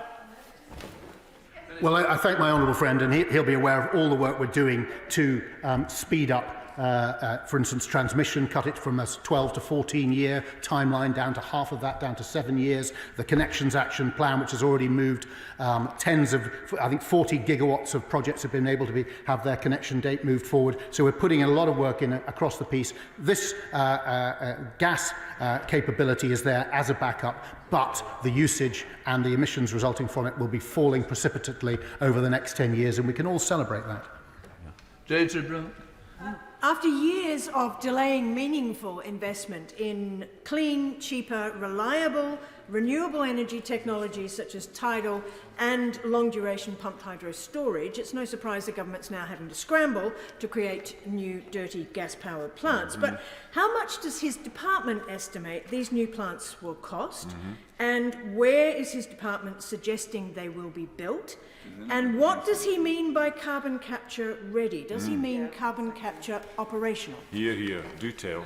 Thank you, Mr. Speaker. As I say, further our legislation will come forward in the not-too-distant future, and she will be able to scrutinise that. It's extraordinary that she should say to the country that's gone from 7% renewables, less than, to approaching 50% today, that we've gone slow on renewables. We're leading. We have decarbonised our power system faster. We've decarbonised our power system faster than any other major economy on the planet. The kind of reality denial that we get from the party opposite is quite extraordinary. And on tidal, she specifically wants to highlight tidal. Well, guess which country in the world has more tidal? The right honourable gentleman there, who is one of the greatest champions of tidal in there, he could tell the honourable lady, if she's so ignorant, he's a fellow Scottish MP, he can tell her the UK has more tidal deployment than any other nation on the planet. We're proud of that, we're proud of the transformation, and it's about time the SNP and the Labour Party stopped misleading the people and this House.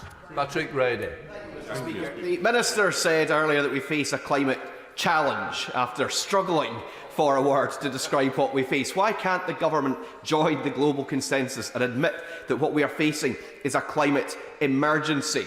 As the Secretary-General of the United Nations said, the era of climate warming is over. We're in an era of climate burning. Well, unlike the honourable gentleman, I'm not primarily concerned with words, I'm primarily concerned with action. And I'm glad our response is, I did actually use the emergency word. I don't know if I broke some golden rule that says government ministers shouldn't say it, but I treat it like it's an emergency. I see the world warming up, I see the negative impacts of climate change, and that's why I spend every single day being proud to be part of a department which is decarbonising its country faster than any other in the world. The honourable gentleman should get away from rhetoric and start focusing on action. Jim Shaw. Thank you, Mr. Speaker. Can I thank the Minister for his answers? And whilst there is certainly an urge to prioritise our net zero promises, I am grateful that government are talking and backing up precautions into considerations. Northern Ireland plays an important role in any contribution to net zero targets. The Minister has recognised that in many occasions in questions that I've asked him. So will the Minister ensure, in terms of any new gas power stations to be built, that Northern Ireland is considered and prioritised as a leading location for those? Thank you. Minister. Well, the honourable gentleman I don't know, he sometimes gives the impression that he'd like it if I was running the energy system in Northern Ireland, but it's not, it's devolved. And we do have ministers back, and that's something of celebration, and I will work closely with ministers in Northern Ireland as I do with other ministers in devolved administrations, because in order to meet our net zero targets, Northern Ireland has to deliver its. Scotland has to deliver its targets, so does Wales. We've got to work together in a spirit of collaboration. We can do that, and if he can persuade his honourable friend beside him that actually it can be done in a way that strengthens our economy too, then we really will have something to celebrate. That completes the urgent question.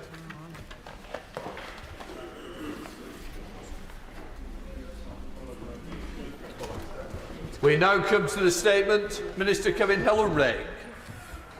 Thank you, Mr. Speaker. And with permission, I shall make a statement about post office legislation and Horizon redress schemes. I'm very pleased to be able to announce that we are introducing today a new bill that will quash the convictions of postmasters in England and Wales affected by the Horizon scandal. As set out in my written statement last month, this legislation will quash all convictions which meet a clear set of conditions. Those in scope will have their convictions quashed on the day that the new legislation is brought into force. Subject to parliamentary passage, our aim is for royal assent to happen as soon as possible before the summer recess.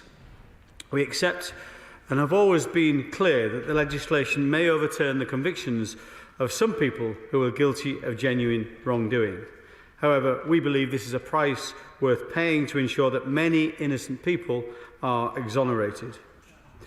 The Government will, however, seek to mitigate the risk of people receiving financial redress when they have not been wronged. The Government also accepts that this legislation is unprecedented. It is an exceptional response to a factually exceptional situation. I want to be clear, however, that this does not set a precedent, nor is it a criticism of the judiciary or the courts who have dealt swiftly with matters brought before them.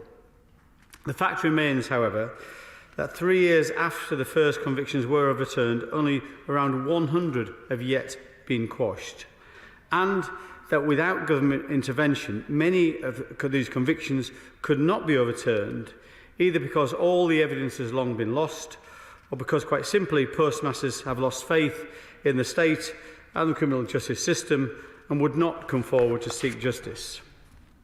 The legislation will apply to England and Wales only.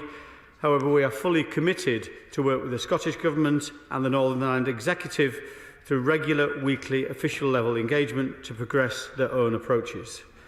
I have met with my counterparts in the Scottish Government and the Northern Ireland Executive to offer support and address their concerns and offer further meetings. The financial redress scheme, of course, will be open to applications from applicants throughout the UK once convictions have been overturned. Can I thank the Business and Trade Committee, which recently published a report including some recommendations for government regarding Horizon redress. We will, of course, respond to them in the usual way, but today I'd like to address two of the recommendations which they make. The first is that responsibility for redress should not lie with the Post Office, that it should be subject to independent oversight. This has also been something recommended to us by the Horizon Compensation Advisory Board.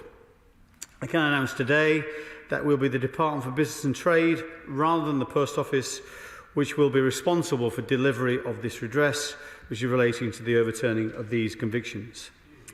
Final decisions on redress will be made by independent panels or independent individuals.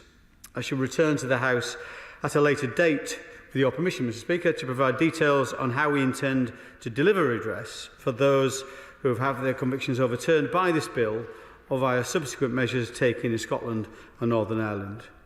We are discussing these details with the Advisory Board. My honourable friend, the Financial Secretary to the Treasury, will be introducing legislation to make any payments made via this new scheme that are exempt from tax. The Select Committee also recommended that the Government should introduce legally binding timeframes to deliver redress for sub-postmasters with financial penalties for non-compliance. And I strongly support the Committee's desire to speed up redress. We feel their proposed regime would have the opposite impact. It would mean potentially imposing penalties on forensic accountants or others who are helping postmasters to prepare their claims. Doing that would probably cause some of them to withdraw from this work, which would slow down the delivery of redress. Furthermore, we do not want to be in a position where we are rushing postmasters into major decisions about their claims and the offers they receive, possibly meaning some are timed out of redress altogether. The Advisory Board have said that their strong view is that this would be a backward step, which is why less than 2 months ago we passed legislation removing the arbitrary deadline from the GLO scheme. We do not want to reverse that change. However, the Government is acting to ensure that redress is delivered as quickly as possible.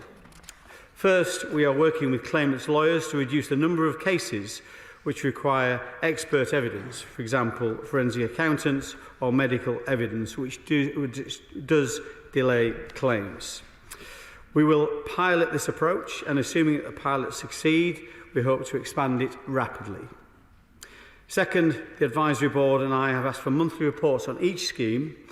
These will come from independent case managers for schemes where they are in place. We will publish those reports, which will give us the best basis on which to assess measures for speeding up redress. Finally, we are introducing optional fixed sum awards. In January, the Government announced it would introduce an offer of an optional £75,000 fixed sum award for those in the Group Litigation Order scheme. As of the 5th of March, 110 offers have been accepted, and over 100 of these have taken the £75,000 fixed payment. Of those who have accepted the fixed payment, 3/4 are new claims. So the fixed offer has already meant that over 100 claims have been resolved very promptly. In some cases, those people will have got more than they would have asked for. The fixed offer also has had a helpful effect on other claims. It substantially reduces work on small claims by claimants' lawyers, making more resource available to progress larger claims more quickly. I'm pleased to announce today that the £75,000 fixed sum award offer will also now be extended to the Horizon Shortfall scheme to ensure that everyone across all the schemes is treated fairly. Those who have already settled their claim below £75,000 will be offered a top-up to bring their total redress to this amount. This means over 2,000 postmasters will benefit quickly from this announcement. We are mindful that claims in the GLO scheme are not being submitted as swiftly as we would like to see. To ensure that we get help to claimants more quickly, we've already announced an optional fixed sum award of £75,000. I can announce today that anyone who chooses not to take that offer but instead submits a full claim for individual assessment will straight away have their interim payment topped up to £50,000. Mr. Speaker, many postmasters' lives have been ruined by this scandal. We are working hard to deliver redress. We have set up the Williams inquiry, which will discover the truth. We will provide fair financial redress as promptly as we can, and we will exonerate those who were so unjustly convicted of crimes which they did not commit. Mr. Speaker, I commend this statement to the House. Minister Rishi Sunak. Thank you, Mr. Speaker. I thank the Minister for advance sight of his statement. Before I begin my response, I'd like to put on the record my deep disappointment at the Minister's comment this morning on BBC Breakfast. Instead of categorically condemning the Tory party donor Frank Hester's horrific racist remarks about the Right Honourable Member for Hackney North and Stoke Newington, and despite Number 10, after much delay, finally describing the remarks as, I quote, racist and wrong, the Minister this morning appeared to contradict this position. Point 4. Thank you, Mr. Speaker. Mr. Speaker, this is a statement on post office legislation, and may I respectfully say that what the honourable lady opposite is saying is irrelevant to this statement. The Shadow Minister, we're moving on. Minister. I will move on. I simply hope that the Minister will reflect on the reversal of the statement this morning and the position that he took, that he would take a donation if it was provided by the donor. I hope he reflects on the impact that it is having on many of us. Turning to, Mr. Speaker, today's crucial statement, the Horizon scandal is truly shocking, a miscarriage of justice and one of the most devastating in British history. The scandal has brought devastation to the lives of hundreds of falsely convicted sub-postmasters. Over 20 years on, they and their families are still suffering from the consequences and the trauma of all they have been put through. I pay tribute to their determination in pursuing justice, and I want to pay tribute to Alan Bates and the sub-postmasters who have pioneered this campaign and worked tirelessly to seek justice. Without their bravery and perseverance, the campaign would not have be where it is today. I also want to pay tribute to my right honourable friend, the member for North Durham, for all his work and the campaigning on this issue by Lord Arbuthnot for many years, as well as others in this House and the other House, and members of the Business Select Committee and the Chair. Turning to the legislation, we of course welcome the laying of this legislation today. But before giving a full verdict on the legislation, we will need to properly scrutinise the details and analyse its potential impacts. In the first instance, Mr. Speaker, this legislation does, in our view, leave a series of outstanding issues and questions as to when justice and compensation will be delivered and to whom. First, I'd like to address the territorial scope of the legislation, as it is currently only applying to England and Wales, even though the Post Office is not devolved and the Horizon scandal is a UK-wide Horizon system, and the scandal, in terms of its impacts, is UK-wide. We know there are approximately 30 cases that need overturning between Scotland and Northern Ireland, but there remains a series of outstanding questions as to when sub-postmasters in both Scotland and particularly Northern Ireland will receive justice and compensation. I welcome the Minister's offer of and assurances of having regular dialogue with the devolved administrations, but I'd be grateful if he could provide more detail on how that will work in practice, recognising the different legal processes. Mr. Speaker, additionally, as we know, 80% of the redress budget is yet to be paid out. There remains considerable uncertainty as to when sub-postmasters will receive their compensation. I'm sure we can all agree that the sub-postmasters have waited long enough. The delays are causing further financial distress and further suffering. We note the Business and Trade Select Committee's recommendation of a legally binding timeframe from when an offer is first tabled to when settlement is reached.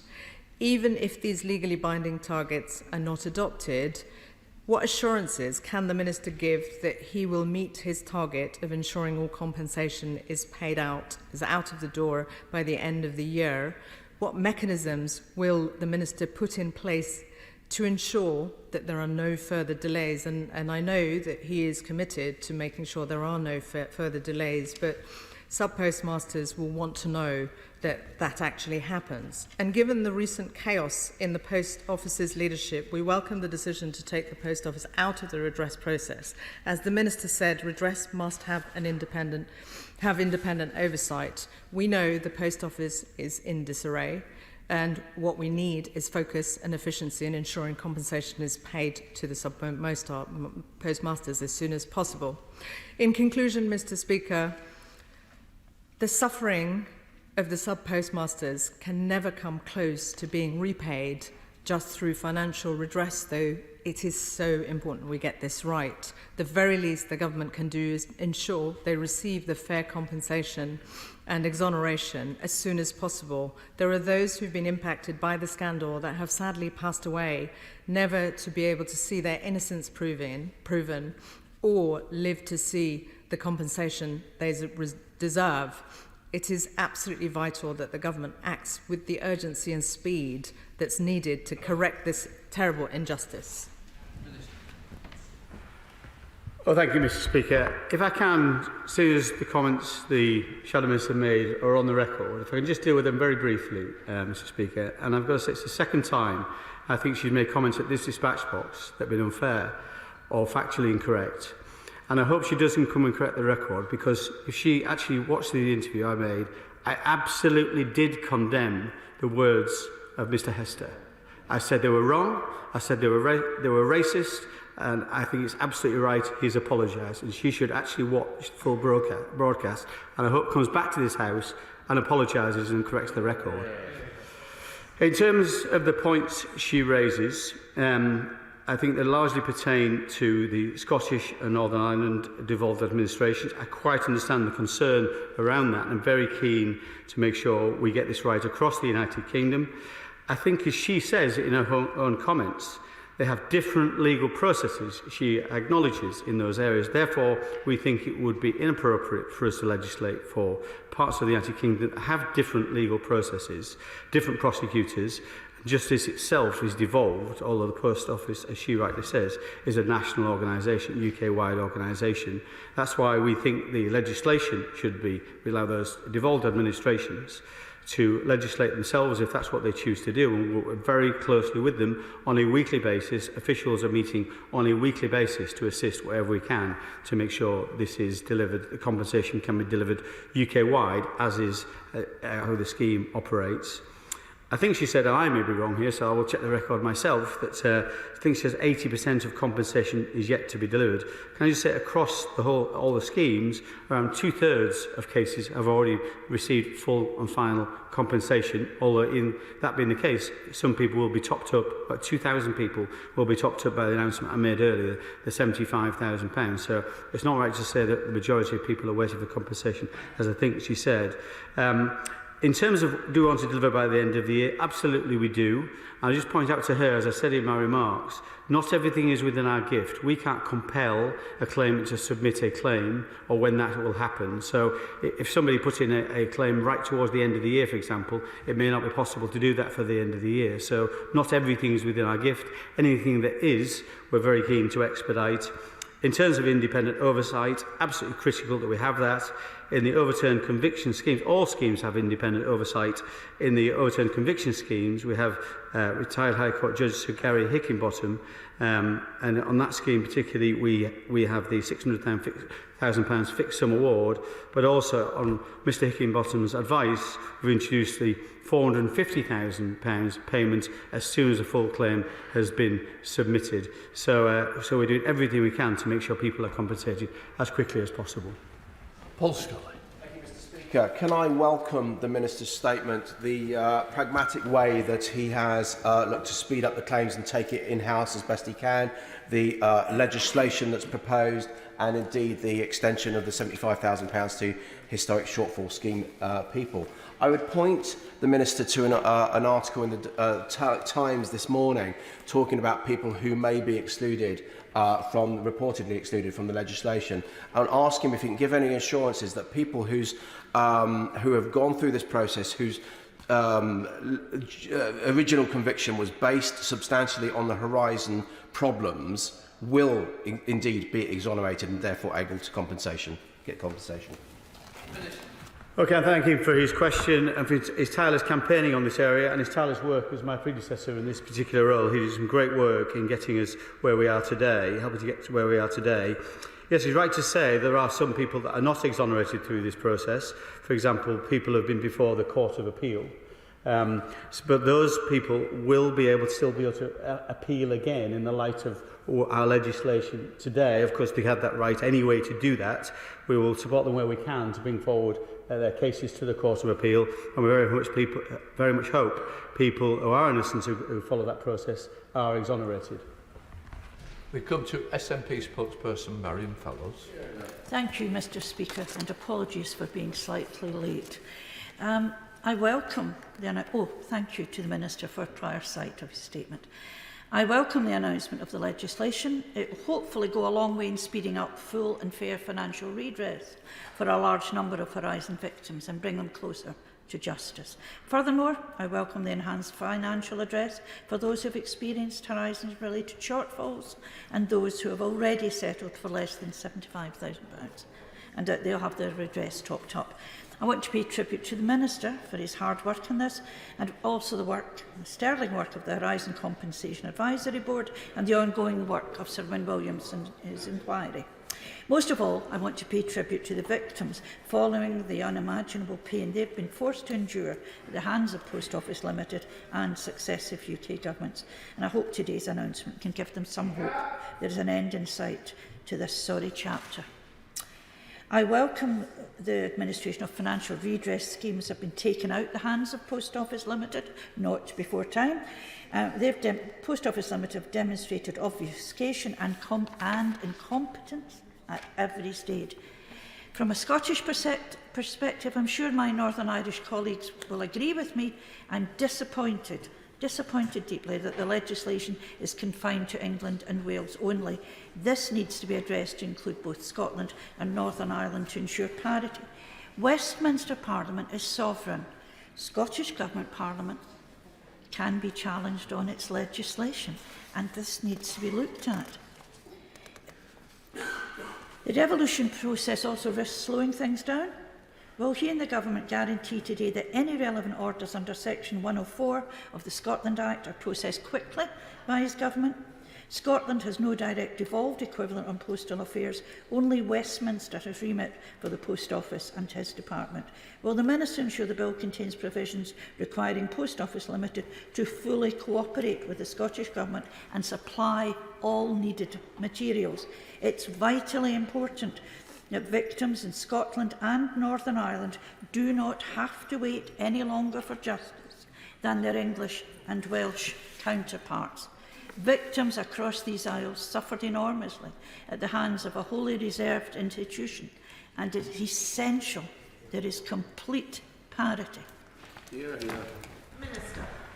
Thank you, Mr. Speaker. Can I thank her again for all the work she does in this area? She's been a tireless campaigner herself, and again, one of the reasons we are this far on. We'd all like to be further on, but really important part of the work that's gone on she's contributed to. And she's right to say victims should be front and centre in terms of how we deliver compensation, that we deliver it fairly, and we deliver it as quickly as possible. Some of the changes I announced today, that included in my remarks, were brought forward on the basis of feedback we've had from victims and the legal representatives. So absolutely we do listen to them, make sure we deliver any changes where we can. I fully understand her points on Scotland and Northern Ireland. She can understand, I think, the constitutional sensitivity around this area. These are tough decisions to make. And I quite understand that Scottish ministers will also have to make similar decisions. They can make a decision to do what we are doing, of course, and if they do that, we'll support them in terms of the way they legislate. But given the sensitivities around this, we thought the best way, devolved administrations, where justice is devolved, they should make those decisions rather than us. But my commitment again to make sure we work across the piece wherever we can to deliver that consistency of compensation that she requires, and not forgetting that the redress schemes are UK-wide. So as soon as people's convictions are overturned, they can access compensation just like they can in England and Wales. Sir Robert Neal. Thank you, Deputy Speaker. I think everyone wants to see the suffering of the postmasters brought to an end as swiftly as possible. And I welcome what the Minister says in particular about simplifying and speeding up the compensation scheme. He will know that claimant lawyers such as Neil Hudgell, who gave evidence to the Business and Trade Select Committee, have real expertise in this field, and I hope that he will work very closely with the sector to maximise that expertise in designing the scheme. But can I just say one note of caution? I know the Minister says that this is exceptional. It is constitutionally unprecedented to overturn convictions imposed by our courts in good faith on the evidence before them at the time by legislation. It is most undesirable, frankly, that we should ever go down that route. And at risk of sounding a note of caution, some of us will need to see the detail of the legislation, and we'll want to see what evidence the government have that it will be quicker and more comprehensive to quash convictions by this constitutionally unprecedented route, rather than leaving it to the courts with assistance to deal with it, which could have been dealt with, as he knows, by presumption in favour of their being quashed if they depend upon horizon evidence rather than this wholesale thing. And in particular, will he look at what impact this will have in relation to rehabilitation of offenders legislation and also the impact as to whether or not convictions quashed by this legislation will be removed effectively, for example, if you travel to the United States or other foreign jurisdictions where you may need a visa and you'll need to be able to show that you do not have an outstanding conviction. Minister. Well, can I thank him for his question and all his work on this himself, and it's been very important that we've engaged with him through the process, and clearly he has much expertise in this area. We agree with him that this is unprecedented. We agree with him that it's undesirable, but we believe it's the least worst option. If you look at the current progress in terms of, and we want to see this delivered more quickly, of the 790 or so postmasters we believe this legislation will affect, only around 100 so far the convictions have been overturned. We think that's an untenable situation, which is why we decided to take this route. But of course I'll continue to work with him and continue to listen to his very wise advice. In terms of how the process for marking the record, so I can write in saying if where the Court of Appeal overturns a conviction, the record is marked overturned by the Court of Appeal. We see these records as being marked in a similar way, quashed by Parliament or something along those lines. So, but again, very happy to engage with him to make sure we get that right. Liam Byrne. Thank you, Madam Deputy Speaker. Can I welcome the Minister's statement, and can I thank him for the collegiate way in which he is working across the House to try and bring justice for those who have suffered. This is a welcome step forward today. As he knows, and I'm glad to see him take on board some of the recommendations we made in our report last week that set out how we deliver fair, fast and independent redress. The government has today proposed how it's going to overturn convictions. It has taken the Post Office out of some, but not all, processing of claims, and it has crucially increased the number of people who can apply for fixed-term remuneration. However, the Post Office is still handling the claims for at least, I think, 100 of those with overturned convictions when it is patently not fit for purpose. For those who seek to contest their claims, the Minister is saying there won't be a legally binding timeframe between when they submit that claim and when the initial offer is made by his department. That's a problem. And there's no standard tariff proposed for compensation for key heads of terms, like, for example, loss of reputation. That too is a problem. So this bill today is far more than a half measure, that's true, but it's not yet the full solution. And I just want to leave him with the words of Jo Hamilton, who messaged me last night to highlight the plight of the GLO litigants in particular, and the way in which they, in her words, have to justify every last penny, even if some of their claim is for actual monies stolen from them by the Post Office. Why can't the government do the right thing before even more victims die? Those words need to be ringing in our ears as we seek to perfect this bill. Minister. Thank you, Mr. Speaker. And can I thank him for his comments and his collaboration on this. Really important that we listen to his recommendation and indeed some of his very informative sessions they've had with the Select Committee, which was important. I sat through all 5 hours of those sessions. It was So yes, at this point in time, we believe the Post Office should continue with its existing work on the cases it's got in front of it, around 100. We have no capacity at the moment within the Department of Business and Trade to handle those claims right now. Clearly we will have by the time this legislation comes into effect. We don't want to pause between the legislation coming into effect in July and compensation payments being made. We think we can get those payments to people in August using that route. Now there may be some people left in the overturned convictions, the first tranche, the people who have been through the appeal court at that point in time, and we will certainly look at his recommendations in terms of whether we bring those back in-house or leave those with the Post Office, but that's something we will keep an open mind on. In terms of what I think you might describe as fixed timescales to respond to offers or service level agreements, we've got those already for the GLO scheme. that on a submission of a full claim, we commit to responding to 90% of those claims within 40 days. Very happy to look at how we might put some benchmarks in place for this new scheme to make sure there's a similar speed of response. In terms of standard tariffs, he makes that recommendation. He probably listened. I'm sure you heard what I said earlier in terms of some of the new pilots we're doing around working with some of the lawyers involved here, where they can submit claims without the forensic accountants, without the medical reports, which may do something along the lines he says. So I'll happily have an ongoing conversation with him. On the GLO scheme, bear in mind that I think thus far 128 claims have been submitted, I think of the 490 that there are. 110 of those have been settled, and there's only one so far to my knowledge that has gone yet to the independent, in terms of the arbitration dispute resolution before it goes to the independent panel. So I think it indicates to everybody in the House, hopefully, that generally offers have been made that are fair and they've been accepted almost straight away.